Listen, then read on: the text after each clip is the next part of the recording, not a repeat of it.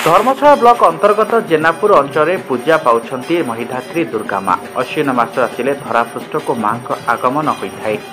काशतंडी फुले फुले माँ दुर्गा आसी दानवीर महिषासुर पितामह ब्रह्मा वरदान बलियान हुई देवता मानू हैरान और विनाश कर स्वर्गपुर इंद्रपुर और त्रिपुर विजयी कर निष्पत्ति नहीं।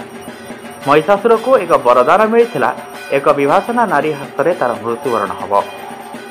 महिषासुर पृथ्वी को दुर्गति आड़ को नहीं जाऊला बेले दुर्गति नाशिनी माँ दुर्गा रूप में आसिले 33 कोटी देवता अस्त्र आनी 10 भुजा रूप नेले विवत्सरा हो महिषासुर को बध कले। सेबेठारु माँ कीर्तिगान करा जाउथुवा बेले एंडलवा पंचायत कलांड ग्राम में बहु आडंबर सहकारे माँ दुर्गा पूजा करा जाउछि।